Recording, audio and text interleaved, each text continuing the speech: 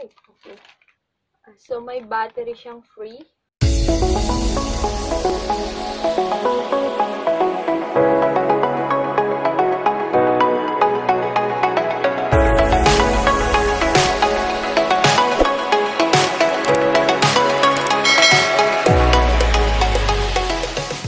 It's a new day mga kasinag, at for today's video ay magkakaroon tayo ulit ng panibagong product review na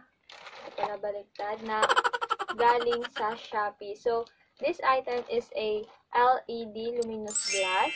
Kung napapansin nyo, yung mga ibang TikToker ay meron ito. So, I tried to buy one at ipapakita ko sa inyo kung ano ba kung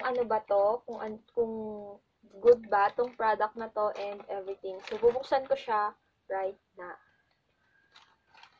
So, meron na akong gunting and cutter here para if ever na kailangan natin, hindi ko na kailangang umalis. So, ang product na to ay, disclaimer lang pala bago natin i-open is, this video is not sponsored. So, kung the money I use is from my own pocket. So, konting information lang about this product. So, ito ay, yun nga, sabi ko kanina, isang LED luminous glass. At, sabi pa niya, suitable daw siya for TikTok. So, kung bibili kayo, may 2 variation siya, which is yung 7 colors and full color. So, itong binili ko ay yung full color. At yung 7 colors ay nagkakahalaga siya ng 225 pesos, while the full color is 385 pesos. So, mag-a-add na lang siya, depende sa inyong shipping fee. So, kung may mga vouchers naman kayo, mga Shopee coins, mas maganda. Yung shop niya, by the way, ilalagay ko na lang dyan. Maglalagay ako ng screenshot. At yung shop link niya, iwan ko na lang sa description box. So, yeah. Open na natin ang ating item. Ang tagal na nitong product sa akin. Gaya nung nakaraang video ko, kung hindi nyo pa napapanood, panoorin nyo na rin yung tungkol sa projection lamp. Mahilig ako mag-imbak ng parcel dito. So, may amoy siya. Ayan. Bale, wala siyang bubble wrap. Which is,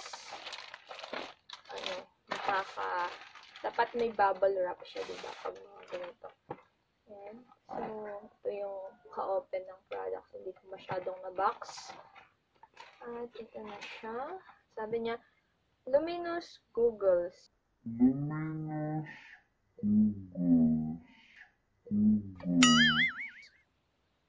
Luminous goggles. Sorry. Yan, Ginagawa mo! Sabi niya, luminous goggles, upgrade version. Yan. Ito na siya.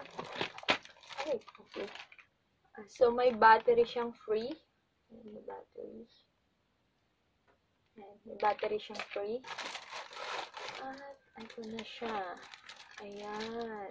Diba? So, pag ganito, mas maganda siya talaga kapag may, tawag doon, bubble wrap. Kasi baka ma-damage yung item. Wala naman nakasulat na fragile dun sa, parcel niya. Try natin.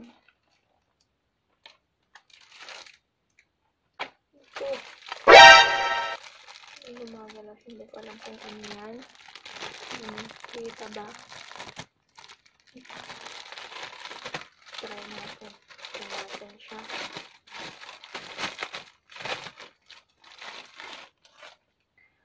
Paano ito pagganahin? Wala pa siyang battery. Okay. So, paano natin ito i-apply? Paano ilalagay yung battery niya? Okay. So, yung battery niya, dito nilalagay. Tag-isa. Yan. So, may mga pa-plastic pa siyang ganyan, na keme. Lagay natin itong battery niya.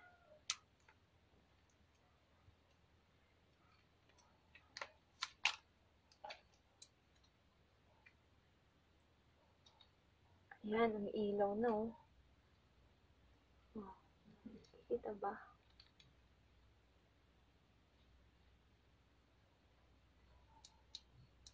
Kanina umiilaw. Ayaw na. Ayan, umiilaw din. Nakikita ba? Kaya pagkalagay ng battery, gumagana naman siya, which is good. Ayan na. Diba? Nakaka-excite. Ayan, nagumana ng isa. Ano ba yan? Mali yung pagkakalagay kong battery. Ayan, gumagana siya. Tanggal na yung plastic. Ayan.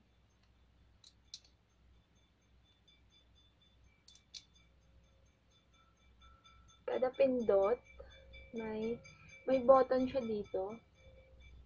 So, hindi muna natin tatanggalin yung mga plastic niya para hindi siya magasgasan. Ayan.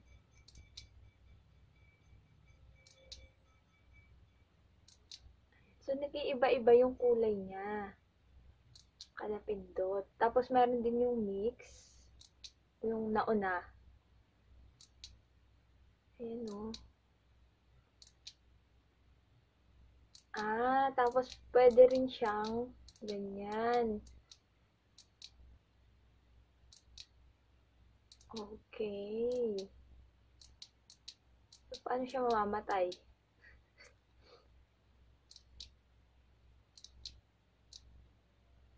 Ayun, long press siya para mamatay. Okay, so, try natin. Malabo. Wala akong nakikita. Sige, tanggalin na nga natin to. Tanggalin na natin yung... Tanggalin na ba natin? Ayan siya. Oo, ayan o. Tapos may mga sulat siyang ganyan o. Okay, diba? Diba? Plakado. Hindi naman siya, hindi naman siya mukhang madaling masira. Tanggalin na natin lahat ng mga pakihina niya. So, yun na lang muna siguro. Try natin pailawin. Ayan! Diba? Tapos paglabahin natin ng kulay.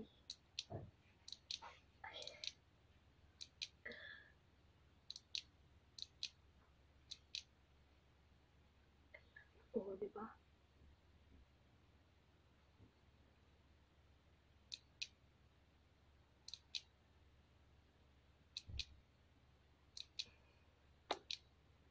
Ang cute ng item actually.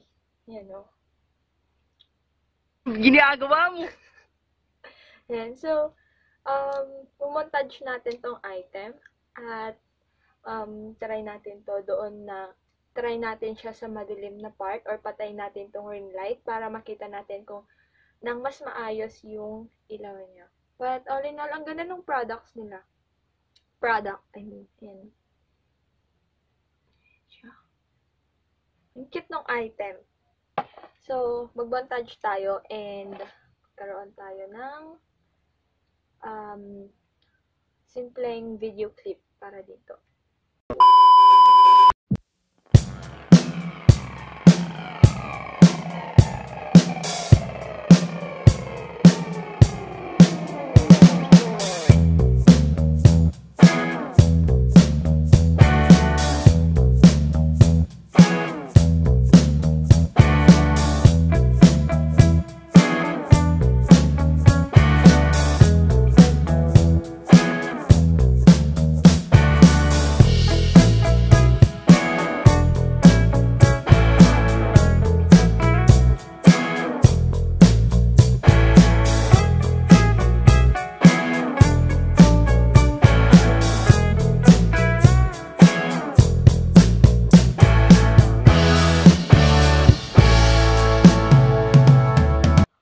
So far, ang cute nitong item. At kaya nga nung nasabi ko kanina, mukha siyang matibay.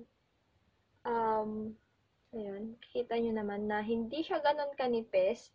Yun, and for me, yung kapal niya is sobrang sakto lang. Tapos, when it comes to shipment, hindi naman, yung shop niya kasi is overseas. So, hindi naman ganun katagal. Normal lang siya kasi, di ba, usually pag overseas, 1 to 2 weeks lang. So, ito yata ay parang nasa 1 week, mahigit lang, 10 days siguro, ganyan. Nakalimutan ko na kasi. Tapos, ang comment ko lang, sana sa pagkakabalot niya or sa parcel niya mismo ay may konting bubble wrap lang siya. Though, hindi naman nasira yung item, pero mas maganda sana kung may, kung may konting bubble wrap. So, sa lahat ng mga gustong bumili nito, ay iwan ko na lang yung shop niya yung shop link niya sa description box, gaya nga nung sinabi ko kanina. So, yun lang naman. So, sabi pa niya dito, hindi ko kasi alam kung ano yung pagkakaiba nila nung 7 colors. Pero sabi niya dito, asan na ba?